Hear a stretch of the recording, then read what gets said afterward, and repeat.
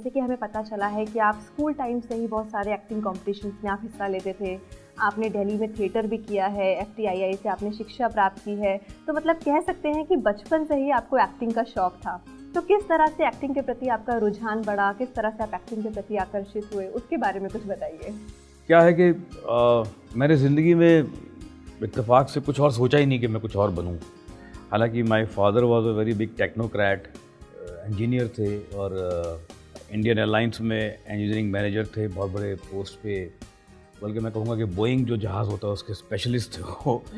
तो लेकिन उन्होंने कोशिश की, लेकिन उनकी सब कोशिशें नाकाम हो गई मेरे सामने, क्योंकि मैंने अपने ज़िंदगी में कुछ और मकसद ऐसा कुछ रखा ही नहीं, कि कुछ और ऐसा फोकस रखा ही नहीं कि मैं कुछ और बनना चाहता हूँ। एक दो बार कोशिश की कि चलो मैं माइनिंग इंजीनियर बन जाता हूँ, उसका एग्ज़ाम भी दिया मैंने, आईआईटी में उसका एग्ज़ाम था।